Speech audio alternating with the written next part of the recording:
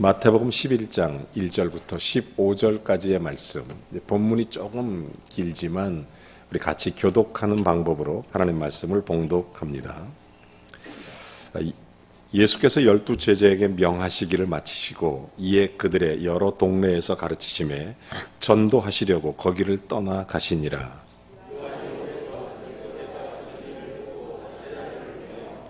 예수께 여짜오되 오실 그이가 당신 이오니이까 우리가 다른 일을 기다리오리이까.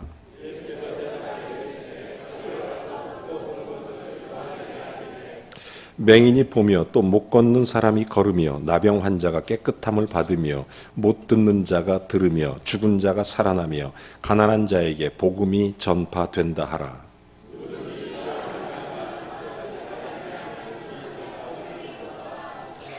그들이 떠나며 예수께서 무리에게 요한에 대하여 말씀하시되 너희가 무엇을 보려고 광야에 나갔더냐? 바람에 흔들리는 갈대냐?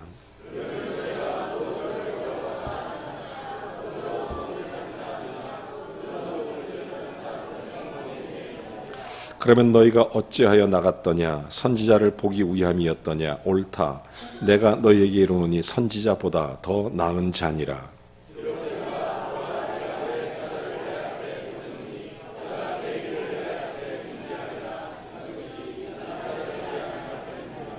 내가 진실로 너희에게 이르노니 여자가 낳은 자 중에 침례 요한보다 큰 이가 일어남이 없도다. 그러나 천국에서는 극히 작은 자라도 그보다 크니라.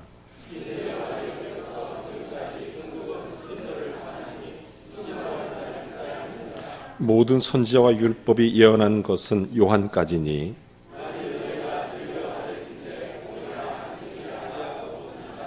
다 같이요. 귀 있는 자는 들을지어다. 아멘. 자리에 앉아주시기 바랍니다. 지난 주일 설교 제목을 혹시 기억하십니까?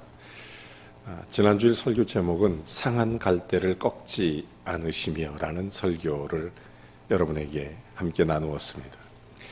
오늘은 바람에 흔들리는 갈대라는 제목의 말씀으로 여러분과 함께 깊은 은혜를 함께 나누도록 하겠습니다. 특별히 오늘 성경에서 바람에 흔들리는 갈대라는 말이 나오는데 이게 도대체 무슨 뜻인지, 성경에서 예수님이 왜 이 말씀을 하셨는지, 히브리 문학권 속에서 이 바람에 흔들리는 갈대는 어떤 의미가 있는지 예수님의 말씀을 통해서 오늘 특별한 아주 깊은 은혜를 함께 나누게 되기를 원합니다.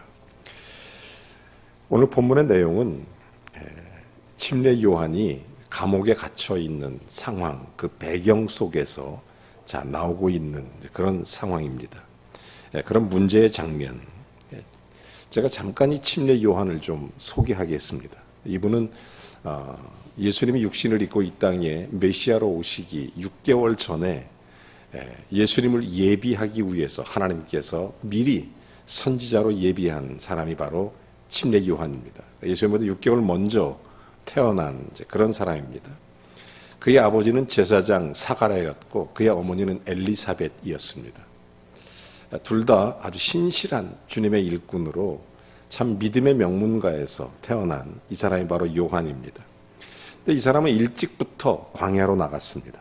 그 당시에 보통 히브리 문화권 속에서 4개의 파가 있었습니다. 그 중에 에세네파에 속해 있던 그런 열심당원이죠. 그래서 신앙이 특별했습니다. 그러니까 내가 예수 믿고 사는데 영적인 삶에 특별한 그런 열심이 있어서 광야로 나가서 내가 청빈 생활, 극빈 생활까지 하고 극기를 스스로 몸으로 표현하면서 광야에 외치는 자로 평생을 사셨던 이 사람이 바로 침례 요한이라는 사람이었습니다. 이분이 운동 생활하면서 하나님 말씀과 기도, 명상으로 시간을 보냈을 것입니다. 아무튼 이분은 참 신비롭고도 그런 생활로 마침내 예수 그리스도를 증거하게 됐고, 구약의 많은 선지자들이 보통 예수님이 오신다라는 예언들을 쭉 하게 되는데 그건 몇백 년 후에 되어질 일인데 예수님이 오신다는 예언이 아니라 이분이 메시아다. 자기 눈앞에서 직접 메시아를 소개한 사람이 바로 침례 요한입니다. 그러면서 그 예수 그리스도께서 요한을 설명할 때 그러므로 이 선지자의 마침표, 마지막 선지자고 또 율법의 완성자 이렇게 표현을 했으며 심지어 여자가 낳은 자 중에 이보다 더 큰 자가 없다 이렇게 말했던 그런 사람이 바로 침례 요한입니다. 자, 이렇게 진정한 메시아를 세워놓고 증거함에도 불구하고 요한의 제자들도 많이 있었는데 극소수가 예수님의 제자가 되었을 뿐이고 여전히 예수님을 따라갈 만큼 정말 영적인 권위를 갖고 광야에 있었지만 아주 대단한 그런 믿음과 영성의 소유자, 이분이 바로 침례 요한입니다. 감히 흉내내기 힘들 정도의 그런 삶을 사셨던, 그러니까 몸으로 신앙을 표현했던, 더군다나 예수 그리스도의 이 땅에 오심을 증거하는 그런 선지자 역할을 했을 뿐만 아니라 예수님이 침례를 받으셨을 때 침례를 준 그런 장본인이기도 합니다. 뿐만 아니라 예수 그리스도의 깊은 은혜의 관계 속에서 그렇게 살았던 그런 분이세요. 그리고 이분이 불의를 참지 못하시는 분이십니다. 그러다 보니까 불의한 곳에 하나님의 정의를 가지고 외치는 그런 사람이에요. 여러분, 예수 믿는 사람들의 특징 중에 하나가 정직한 것, 그리고 불의에 우리가 정의롭게 대처할 수 있는 것, 이런 것들이 그리스도인들의 특징들 아니겠습니까? 그런 것을 보면서 요한이 그 당시에 무슨 사건이 있었냐면 정치적 배경이 그 헤롯 안티파스라고 하는 유대의 분봉 왕이 그 나라를 통치하고 있었는데 이 사람이 좀 문란합니다. 그러다 보니까 자기 동생의 아내 헤로디아를 좋아하게 되고 그걸 가지고 아내로 삼게 되는 그런 끔찍한 불륜을 저지르게 된 것입니다. 그래서 그 헤롯 안티파스에게 직언을 하는 겁니다.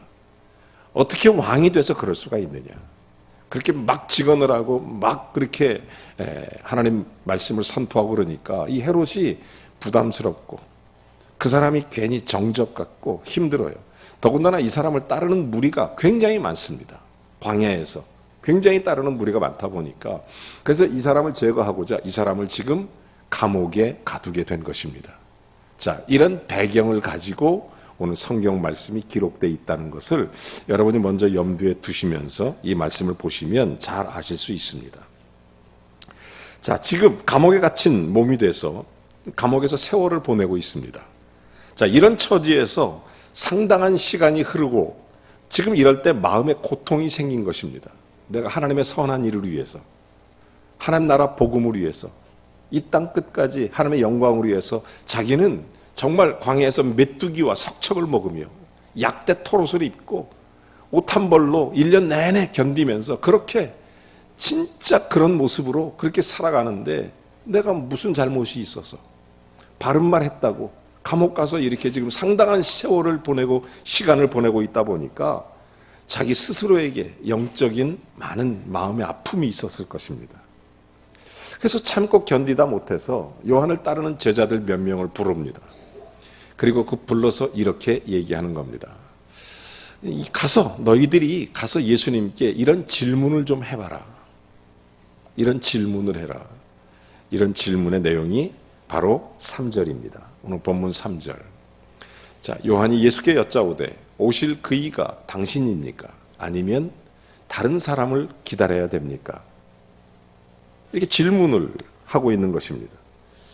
저는 이 질문이 사실은 참 어처구니 없는 질문입니다. 왜냐하면 다른 사람도 아니고 지금 메시아이신 예수님 본인에게 하는 질문입니다.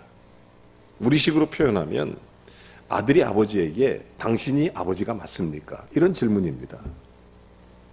그러니 이것은 예수님에게는 굴욕적이고 모욕적인 질문입니다. 다른 사람도 아니고 요한이 예수님께 이런 질문을 했다는 것 자체가 이해가 되질 않아요. 사실은. 어떻게 그러신 분이 이런 질문을 할 수 있을까? 이런 생각이 들어요. 물론 그 상황 속에서 얼마나 답답하면, 얼마나 마음이 그랬으면 그랬을까? 이런 생각이 듭니다. 도대체 이런 질문을 왜 하는 겁니까? 다른 사람도 아니고. 이 질문 자체가 예수님에게는 사실은 굉장한 뭐라 할까요? 그런 모독 같은 그런 것입니다. 자, 이렇게 있어서는 안 되는 질문을 받으신 예수님께서 세 가지로 대답을 해줍니다. 어떤 대답을 해주느냐? 첫 번째 대답은 오늘 4절입니다. 이어서 4절에 보면 예수께서 대답하여 이르시되 너희는 가서 보고 들은 대로 얘기해라. 이게 첫 번째 대답입니다. 그럼 그들이 도대체 무엇을 보고 무엇을 들었다는 얘기입니까? 5절에 이렇게 기록하고 있습니다. 맹인이 보며 또 못 걷는 사람이 걸으며 그 다음에 나병 환자가 깨끗함을 받으며 못 듣는 자가 들으며 그 다음에 뭐죠? 죽은 자가 살아나며 가난한 자에게 복음이 전파된다고 해라. 이 내용을 무엇을 말하는 것입니까? 바꿔 말하면 메시아인 것을 한 번에 알아봤으면 됐지. 요한에게 가서 얘기해라. 도대체 네가 흔들리는 이유가 뭐냐? 이 얘기입니다. 흔들리는 이유가 뭐냐? 요한 같지 않은 질문을 했던 이 내용에 그 이유가 도대체 어디 있단 말이냐? 그러면서 예수님이 굳이 구구한 설명이나 침례 요한이 나약하고 희미한 상태에 대해서 심판하시거나 그러지 않습니다. 그저 본 대로, 그저 들은 대로 그대로 얘기해라. 그러면 두 번째 대답을 하세요. 6절입니다. 그러면서 누구든지 나로 인하여 실족하지 않는 자가 복이 있도다 하심이라. 이렇게 얘기합니다. 여러분, 이 말이 무슨 얘기냐? 바꿔 말하면 예수님 때문에 실족하지 않는 사람, 예수님 때문에 상처받지 않는 사람, 바꿔 말하면 예수님 때문에 만족하는 사람이 복이 있다. 이런 얘기입니다. 예수님 때문에. 예수 믿다가 병들어도 만족하고, 예수 믿는데 사업이 힘들고 가정이 어려워도 만족할 수 있는 사람, 예수님 때문에. 그런 사람이 복이 있다는 말씀입니다. 그래서 예수님으로 인해서 자기의 마음속에 흔들림이 없는 사람, 이 사람이 복이 있다. 어떤 상황에서도 예수님을 바로 발견할 수 있다면 그것으로 만족하고 행복하다는 것입니다. 물론 우리가 예수 그리스도를 믿을 수 있는 통로를 만들어 주시기 위해서 하나님은 때때로 우리가 아플 때 아픈 것으로 끝나지 않고 그 아픔 때문에 예수님을 볼 수 있다면 그 아픔은 축복이 될 수 있습니다. 연결이 되니까. 사업의 어려움, 인생의 아픔 때문에 예수를 발견할 수 있다면 그것이 축복입니다. 자, 그렇지만 예수 믿으면 예수님만 있으면 된다. 내 인생 가운데 내 신앙의 중심이 예수 그리스도가 돼서 내 마음의 주인 되신 그리스도가 나를 통치하시도록 그렇게 예수 그리스도로 인하여, 그러니까 예수님, 나 예수 믿는데 내가 왜 이래요? 이런 거 아니라, 예수 믿는데 왜 이렇게 흔들려요? 이런 게 아니라 예수님 때문에 만족할 수 있으면 그 사람이 복이 있다는 거예요. 유명한 토마스 아켄퍼스라는 사람이 있습니다. 이분이 기도를 참 많이 하시는 분인데 몇 달 동안 기도를 해요. 어느 하나님이 그에게 꿈에 나타나셨어요. 왜 이렇게 너 나한테 기도를 그렇게 많이 하니? 예, 나 하나님 좋아서 기도합니다.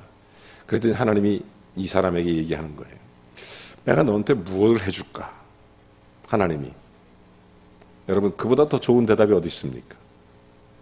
여러분이 기도했는데 하나님이 딱 나타나셔서 그래, 내가 너한테 뭘 해줄까? 3가지만 얘기해라. 이러면 얼마나 좋겠어요? 안 그렇겠습니까? 그런 질문을 딱 얼마나 좋은 기회예요. 그런데 이 토마스 아켄퍼스가 그런 얘기를 합니다. 이런 대답이 나오죠. 나는 그리스도 외에는 바라는 게 없습니다. 나는 예수님이면 족합니다. 그래서 그것을 배경으로 해서 쓴 책이 그 유명한 토마스 아켄퍼스의 그리스도를 본받아라는 책입니다. 예수 믿는 사람이라면 한 번쯤 읽어봤을 책. 기독교 고전 역사상 성경, 철로역경 빼고 그 다음에 가장 많이 모든 그리스도인에게 소개된 책.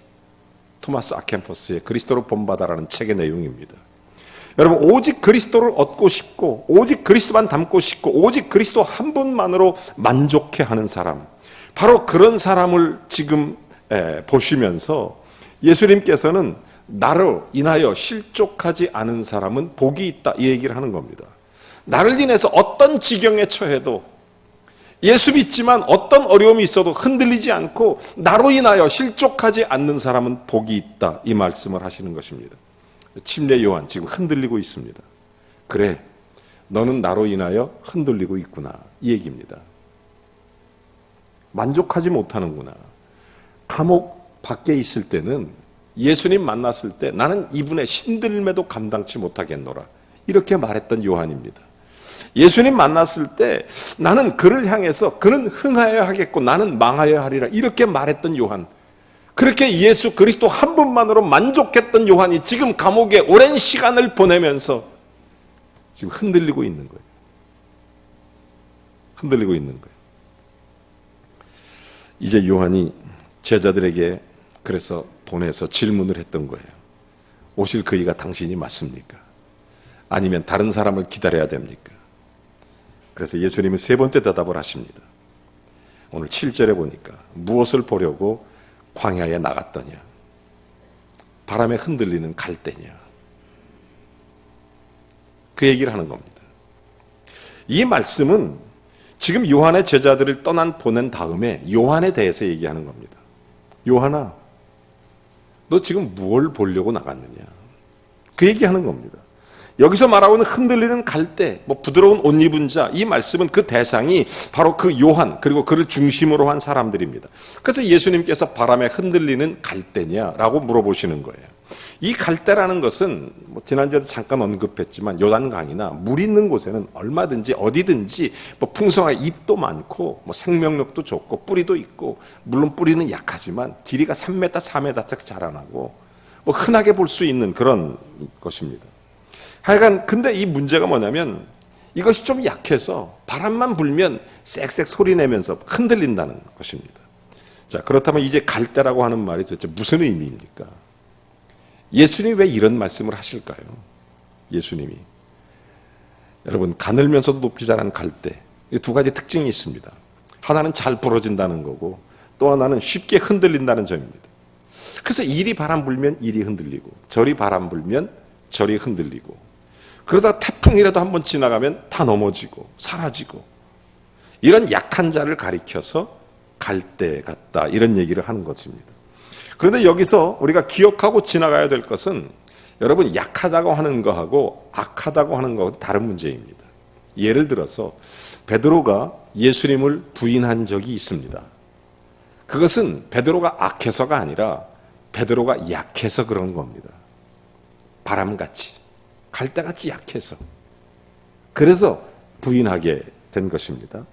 자, 그렇다면 나약해서 서지 못하고 흔들리는, 즉 그런 얘기입니다. 근본적으로 그렇게 문제가 있는, 자, 이런 흔들리는 갈대는 그런 도대체 무엇을 말하고 싶은 거냐, 예수님이. 예수님의 깊은 마음을 우리가 오늘 이 아침에 읽을 수 있어야 됩니다. 그 중에 그 대상을 보면 정확히 알 수 있어요. 첫째는 누구냐면 군중들을 가리켜서 하는 얘기입니다.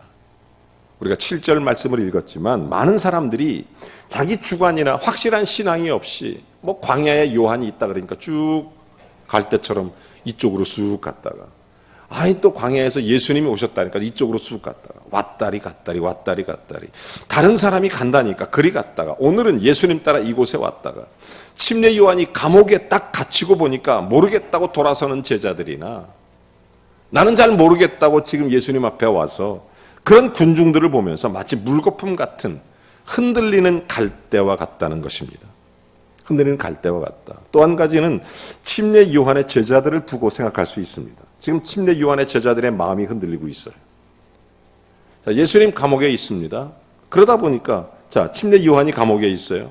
비록 지금 정말 약대 토롭이 있고 광야에서 외치는 자의 소리로 영적인 권위를 가지고 메뚜기 석청 먹으면서 흉한 모습으로, 그렇지만 그의 영적 권위가 있어서 여전히 그의 제자들이 많이 있는데, 그러나 이제 감옥에 갇힌 이후에 초라하기 그지없습니다.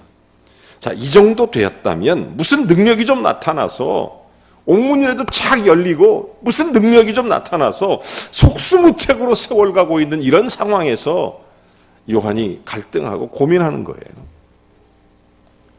오실 그이가 당신입니까? 다른 사람 기다려야 됩니까? 이러면서 갈등을 많이 하는 이런 상태에서 지금 이 침례 요한이 그렇게 자기를 따르는 제자들, 그 제자들조차도 어떻게 대처해야 될지 모르니까 이리 흔들리고 저리 흔들리고, 도대체 이것이 어떻게 된 건지 회의와 의구심이 일어나는 그 흔들리는 마음을 읽으시는 예수님께서 뭐라고 말씀하셨냐면, 이 사람들아, 너희가 바람에 흔들리는 갈대더냐라고 얘기하는 거예요. 이 의미를 갖고 있어요. 그리고 또 하나는 요한 자신에게 하는 얘기입니다. 여기서 문제는 선지자의 마음도 흔들릴 수 있다는 데 문제가 있습니다. 여러분, 요한이 누구예요? 요한은 모든 걸 버리고 광야에서 혼자 산 사람이에요. 요한의 일생은 약대토록 한 벌만 입었다니까요. 평생을 음식도 메뚜기와 석청만 먹었어요. 그뿐만 아니라 요한은 잠자는 곳도 거할 곳도 정해놓지 않았습니다. 그분은 일평생 그분의 입에서 나온 얘기는 하나님 나라밖에 없어요. 그분은 단 한 번도 세상적인 얘기를 한 적도 없어요. 그래서 예수님이 요한을 찾아갔습니다. 예수님께 침례를 베풀었어요. 그뿐만이 아닙니다. 요한은 예수 그리스도의 메시아를 그토록 성경의 역사상 계속 기다리던 메시아를 눈앞에서 이분이 메시아라고 소개했던 마지막 선지자입니다. 그래서 예수님이 여자가 낳은 사람 중에 이보다 큰 자가 없다고 얘기하는 거예요. 자, 이런 요한, 그런 요한이 흔들릴 수 있다는 데 있습니다. 여러분, 이 요한이 감옥에 있으면서 정말로 그런 여러 가지 일들을 보면서 그런 헤롯 왕의 처사가 잘못됐을 때 외쳤던 그 말 한마디 때문에 지금 자기 목이 달아나게 생겼는데, 이쯤 되면 정말 예수님이 메시아라면 와서 옥문이 열리고 고생했다. 나 때문에 정말 수고가 많았어. 나 때문에 정말 힘든 시간 보냈어. 그러면서 뭔가 좀 끌어안고 손잡고 나와서 여러분 보세요. 이분이 바로 요한이십니다. 이래야 되는데 지금 아무런 대답이 없어요. 그러니 마음속에 이런 의구심이 생겼던 것입니다. 왜 의인이 이런 고생을 해야 되느냐? 왜 의인이 이런 고난을 당해야 되느냐? 이거 억울해서 고생을 하고 있는지, 어째서 메시아는 아무 말씀이 없는지, 예수 그리스도는 왜 나한테 외면하시는지, 이런 생각에 지금 마음이 흔들리고 있는 겁니다. 이해되시죠? 흔들릴만 하잖아요. 자, 메시아라면 지금 내 손 딱 잡아주셔야지. 지금 이 순간에. 오늘날도 신앙생활하면서 이런 분들이 굉장히 많아요. 예수님, 지금쯤이면 응답해야 되는 거 아닙니까? 이런 분들. 지금쯤이면 하나님 역사가 일어나야 되는 거 아닙니까? 지금쯤이면 나를 붙잡아야 되는 거 아닙니까? 이런 분들. 신앙생활하면서 요한같이 흔들리는 그런 분들이 굉장히 많이 있습니다. 여러분, 메시아라면 나를 꺼내줘야지, 이런 생각, 요한의 그런 입장 충분히 이해합니다. 많은 학자들이 요한의 제자들을 예수님께 보낸 이유를 두 가지로 봐요. 첫째는 자기 믿음을 좀 지키기 위해서, 견고케 하기 위해서, 바꿔 말하면 요한 자신의 믿음을 확인하고 싶었던 것입니다. 그래서 침례 요한의 마음이 지금 완전히 잘못됐거나 흔들린 것이 아니라 제자를 보내서 메시아로 활동하는 것이 맞는지 한번 확인해 봐야 되겠다, 그런 마음으로 보냈을 수도 있고, 또 한 가지는 요한 자신이 요한의 마음속에 인내의 한계심이 왔다, 이런 얘기입니다. 내가 지금까지 견딜 만큼 견뎠다. 여러분, 많은 분들이 시험에 들면서 하시는 얘기가 내가 지금까지 참을 만큼 참았다, 이런 얘기예요. 내가 버틸 만큼 버텼다, 이런 얘기. 그렇듯이 사실 고난이라는 게 잠깐 지나가는 문제 같으면 해결이 좀 쉬운데, 견딜만 한데, 차라리 순교하는 거라면, 잠깐 내가 목숨이 끊어지는 순교라면 견딜만 한데, 계속되는 고난과 고통이 가중된다면 그걸 견뎌내기가 얼마나 힘들겠어요. 더군다나 신앙생활하면서 얼마나 힘들겠어요, 그게. 우리에게. 이 깊어지는 고난, 깊어지는 고통, 여기에 문제가 있습니다. 그 때문에 지금까지 잘 참아오다가 인내의 한계를 드러냈다, 이렇게 보는 거죠. 자, 요한의 입장에서는 말 그대로 예수님이 오시면 심판을 이미 선포했던 요한의 선지자의 사역이니까, 그러면 마치 마태복음 3장에 보면 도끼가 나무 뿌리에 놓여 있는 것처럼 빨리 나무를 베서 잘못된 나무는 싹 베고, 이렇게 해서 심판을 이루어 해야 되는데 이런 일이 일어나지 않고, 그러다 보니까 인간적 생각을 그렇게 하게 되니까 자기가 갇혀있는 감옥이 서러운 겁니다. 그래서 보낸 거예요. 오실 그 이가 당신입니까? 아니면 다른 사람 기다려야 됩니까? 그러면 예수님이라면 오셔서 수고했다, 고생했다, 뭐 이런 거죠, 이런 거. 여러분, 여기에 중요한 문제가 하나 있어요. 요한이 흔들렸던 이유. 왜 흔들리는 갈대같이 요한 같으신 분이 이렇게 됐느냐? 딱 한 가지예요. 딱 한 가지. 그게 뭐냐면 요한이 지금 자기 중심으로 생각한다는 거예요. 모든 시험 드는 사람들의 공통점이 뭐냐면 자기 중심으로 생각하는 거예요. 신앙생활을 자기 중심으로 생각하는 거예요. 하나님, 지금 응답해 주셔야지. 왜 안 해주십니까? 이래서 시험 드는 거예요. 모든 관계 속에서 자기 중심으로 생각하기 때문에 시험이 드는 것입니다. 그런 생각을 자기가 당하는 고난을 중심으로 메시아를 이해하려고 하니까 여러분, 지금 내가 처한 환경과 내 고난을 중심으로 하나님을 바라보니까 하나님이 왜 이러냐고 이렇게 따지는 거예요. 그래서 예수님 하신 말씀이 나로 인하여 실족하지 않는 자가 복이 있느니라, 이런 말씀을 하시는 겁니다. 여러분, 신앙생활은 하나님을 하나님으로 믿을 수 있어야 됩니다. 성경 말씀을 성경 말씀으로 들을 수 있어야 됩니다. 내가 아무리 힘들어도, 내가 아무리 고통스러워도 하나님이 내게 말씀하실 때 그 말씀을 들을 수 있는 귀가 열려야 돼요. 그래서 귀 있는 자는 들을지어다예요. 그래서 예수 믿는다는 것은요, 내 중심으로 믿는 게 아닙니다. 예수님 중심으로 나를 구원하셨습니까? 내 모든 죄를 속량하기 위해서 십자가를 지시고 나를 구원하신 그 예수 그리스도, 그분은 나를 사랑해서 그런 거잖아요. 그래서 침례 요한 역시 자기 중심으로 생각을 하다 보니까 흔들리는 갈대, 자기 중심으로 신앙을 보니까 흔들릴 수밖에 없는 거예요. 자기 환경을 보고 지금 감옥에 갇혀 있고 몸도 안 좋고 이런 상황에서 예수님 왜 이러시냐고 나한테 이럴 때면 얼마나 많은 질문이 생기겠습니까? 물론 질문은 좋은 거죠. 예수님께 그래야 응답을 얻을 수 있으니까. 대신에 응답은 뭐냐면 하나님 중심으로 받으라는 거예요. 응답은, 예수님의 응답은, 그래서 여러분이 기도가 있으면 질문하세요. 요한처럼. 괜찮습니다. 흔들리는 갈대 같아도 괜찮아요. 하지만 중요한 건 뭐냐면 하나님 중심으로 받으라는 거예요. 응답을. 그래서 내가 기도하고 문제가 있을 때 하나님께 맡기고 그 이후에 성경을 봐서 하나님의 말씀을 말씀 그대로 받을 수 있어야 됩니다. 근데 이 말씀을 내 환경, 내 형편, 내 관점으로만 성경을 보고 하나님의 응답을 받으니까 흔들리는 거예요. 매일 흔들리는 거예요. 그러면서 하는 얘기가 참을 만큼 참았다는 둥, 견딜 만큼 견뎠다는 둥. 누구를 위해서? 하나님을 위해서요? 우리의 믿음의 견고함을 위해서? 아니에요. 자기 중심이에요. 자기 중심. 여러분, 그래서 지금 하지 말아야 될 질문, 마치 아들이 아버지한테 내 아버지 맞냐고 이렇게 따지듯이 지금 예수님 찾아가서 오실 의의가 당신이냐고 이렇게 물어보는 이 어리숙한, 말도 안 되는, 어처구니 없는 그런 질문. 여러분, 우리의 영적 신앙생활에 얼마나 많은 이런 일들이 일어나고 있냐는 것입니다. 얼마나 많은 사건들이 이런 중심으로 신앙생활을 하고 있냐는 거예요. 여러분, 우리가 어떤 고난을 당해도 내 중심, 내 고난을 중심으로 성경을 보면, 내 고난을 중심으로 예수 그리스도를 보면 예수님이 보이지 않는 것입니다. 자기의 눈으로 보려고 하니까 보이지가 않아요. 성경을 펴도 들리지가 않습니다. 하나님이 들리질 않아요.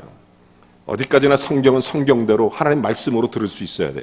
그래서 기어이 내 문제를 먼저 붙들고 그것을 중심으로 역사를 보는, 현실을 보는 지금 이 요한의 문제는 예수님이 보시기에는 흔들리는 갈대같이 보이는 거예요. 이런 상황에 흔들리고 저런 상황에 흔들리고 이리저리 흔들리는 그런 갈대같이 보이는 겁니다. 사랑하는 성도 여러분, 그래서 예수님이 나로 인해서 실족하지 않는 자는 복이 있느니라. 저는 여기서 한 가지 질문을 우리가 해야 된다고 생각합니다. 우리는 어떠냐는 거죠. 나는 흔들리는 갈대입니까? 물론 나약합니다. 우리가 나약하죠. 여러분, 하지만 주께서 심지가 견고한 자를 붙드시고 그런 자에게 평강에서 평강으로 인도하시나니 이는 그가 주를 의뢰함이니이다. 성경이 말하고 있지 않습니까? 심지가 견고한 사람, 마음의 뜻이 굳은 사람, 끝까지 흔들리지 않는 사람, 처음부터 고난의 메시지를 이해하고 가는 믿음의 길이기 때문에 여러분, 예수 믿기로 결정했을 때, 예수 믿기로 마음에 먹었을 때 예수님이 누구십니까? 나를 위해 십자가를 지신 분 아니십니까? 그 다음에 나를 위해 십자가를 지신 예수 그리스도를 닮아가겠다고, 예수 그리스도를 쫓아가겠다고 결심한 사람들이 주님의 제자 아닙니까? 그렇다면 우리도 당연히 십자가의 길을 가는 게 두려움이 없어야 되고 흔들림이 없어야 되는데, 상황 따라서 흔들리고 믿음 따라, 그러면서 하는 얘기가 뭐 참을 대로 참았다는 등 이런 얘기하고, 그게 믿음이 있는 겁니까? 그게 변명이 될까요? 신앙이 내 입장으로 주님을 보면 해답이 없어요. 여러분, 하나님의 놀라운 은혜로 우리를 볼 수 있는 성령의 조명하심이 있기를 주의 이름으로 축원합니다. 그래야 내가 보여요. 하나님의 빛으로 보여야 내가 보입니다. 그래야 내 죄가 보이고, 그래야 내가 무릎 꿇고 주님 앞에 회개가 일어납니다. 그래야 내 믿음의 길이, 바른 길이 보이고 믿음의 길의 선택과 주님 앞에 순종이 보이는 것입니다. 그런 믿음으로 살아가는 거예요. 심지어 요한조차도 그런 믿음이 참 특별하신 분인데, 그럼에도 불구하고 흔들리는 갈대 같은 그 시대 군중들, 그 시대 요한의 제자들, 이런 분에게 말씀하는 거예요. 여러분, 내가 당하는 고난이 어떤 문제든, 내가 당하는 시련이 어떤 시련이든, 내가 예수 그리스도께 나아가는 것을 막지 못하게 하는 것이 신앙입니다. 사실은 그게 믿음이에요. 예수님은 오늘날 이 세대를 향해서 너희가 흔들리는 갈대냐, 바람에 흔들리는 갈대 같은 사람이냐, 애통해 하시는 겁니다.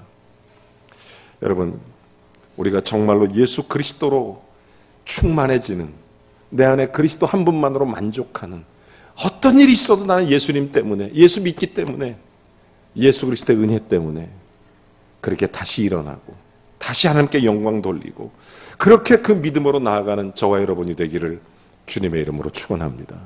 제가 한 분만 소개하고 말씀을 마치려고 합니다.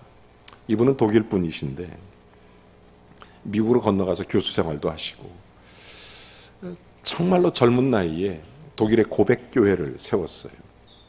이제 그리고 나서 복음을 전하는데 2차 세계대전이 터진 겁니다.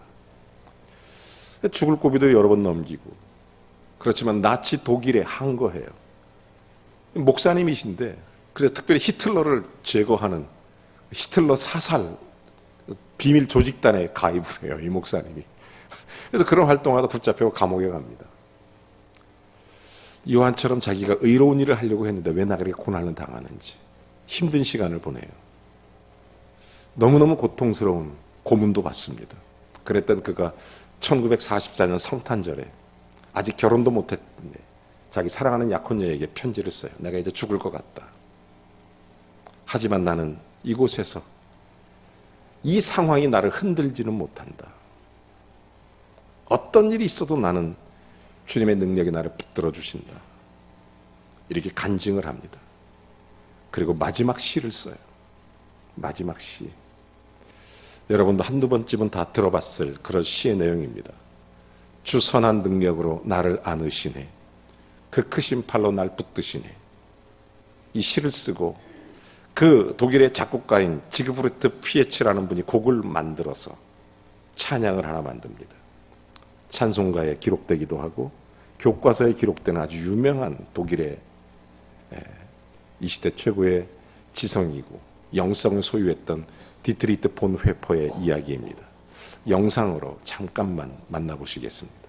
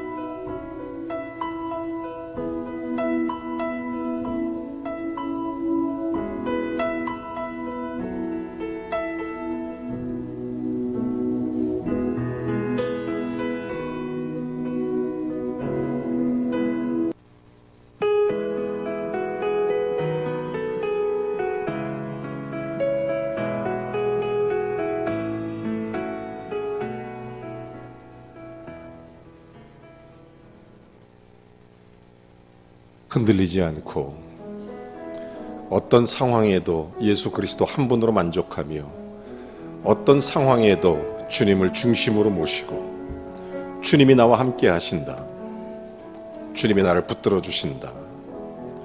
디트리트 본회퍼의 고백의 시처럼 오늘도 여러분과 제가 주님 앞에 이런 믿음의 고백의 찬양을 함께 드렸으면 좋겠습니다.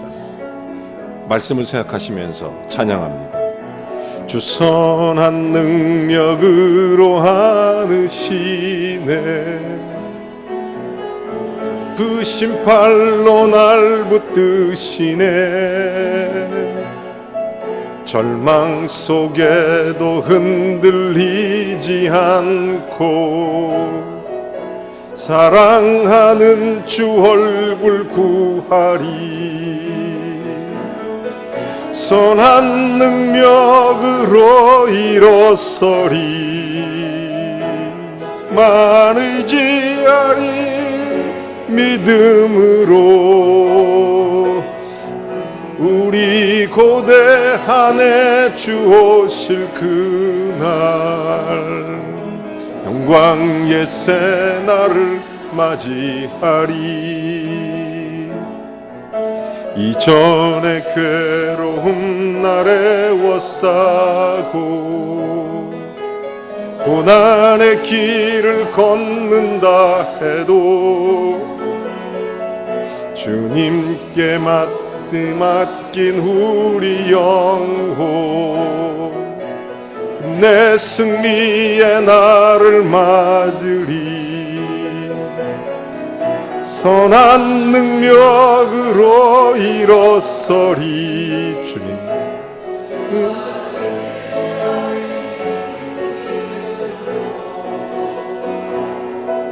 우리 고대한에 주 오실 그날 영광의 새날을 맞이하리. 주님이 마신 고난의 쓴 잔을 우리도 감사하며 받으리. 주님의 남은 고난 채워가며 예수와 복음 위에 살리라. 선한 능력으로 일어서리. 만 의지하리 믿음으로. 우리 고대한에 주 오실 그날 승리의 새날을 맞이하리.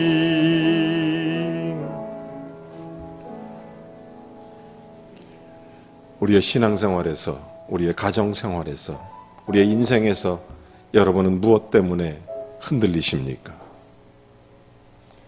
바람에 흔들리는 갈대를 보려고 광야에 나갔단 말입니까? 우리의 중심은 예수 그리스도입니다. 어떤 상황, 어떤 환경 속에서도 예수 그리스도가 나의 중심이 되고 예수님이 내 믿음의 기준이 되고 내 삶의 자가 될 뿐만 아니라 연약한 갈대지만 거기에 성경이 기록했고 연약한 갈대지만 찬송을 불렀던 피리가 됐던 것처럼 하나님 앞에 그런 견고한 믿음으로 주님과 교회, 가정을 사랑하며 우리의 모든 삶에 행복한 그리스도의 영광을 나타낼 수 있도록 바람에 흔들리는 갈대와 같은 그런 모습이 아니라 나는 오늘 죽어도 예수님이면 족합니다. 어떤 상황에도 나는 예수님 한 분만으로 만족합니다. 이 고백이 저와 여러분에게 있기를 원합니다. 정말 진정한 믿음, 참된 믿음,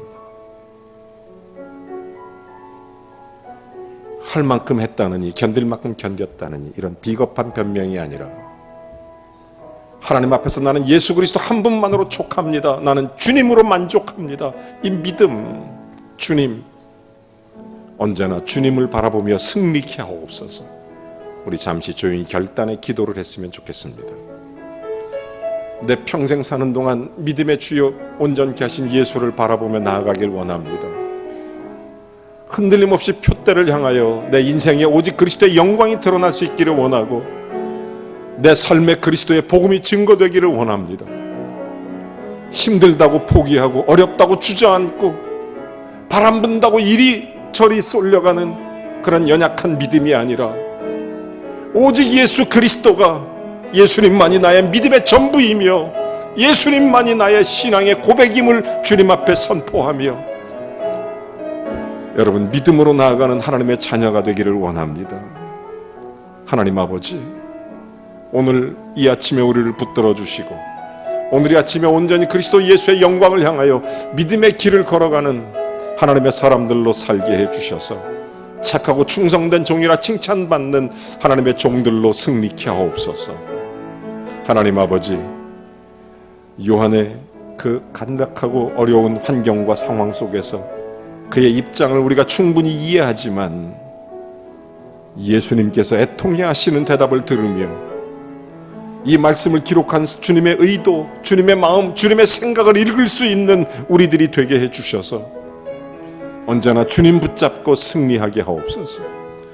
하나님 아버지, 오늘 병마와 싸우고 있는 우리 사랑하는 성도들 예수님 붙잡고 이기게 하시고, 환경과 싸우는 우리 사랑하는 성도들 예수님 붙잡고 이기게 하시고, 여러 가지 형편과 사정 붙잡고 싸우는 우리 성도들 예수님 붙잡고 승리하게 해 주시옵소서. 주님의 능력을 주셔서 예수 그리스도의 복음이 그들의 삶으로 간증되도록, 전파되도록 축복하여 주시옵소서. 예수님의 이름으로 기도하옵나이다. 아멘. 다 같이 일어나셔서 찬양하고 축도 예배를 마치겠습니다.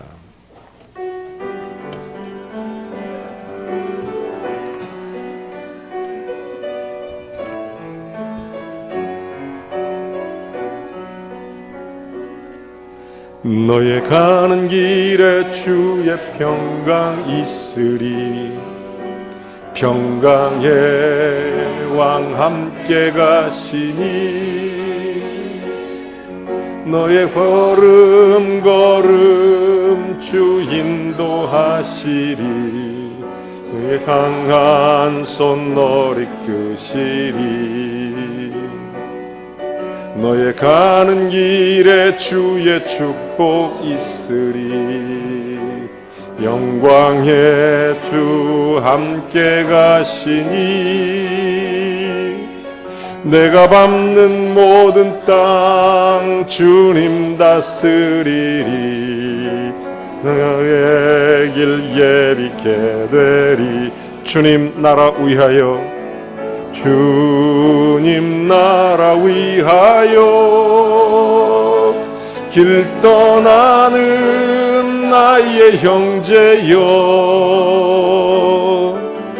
주께서 가라시니 너는 가라. 주의 이름으로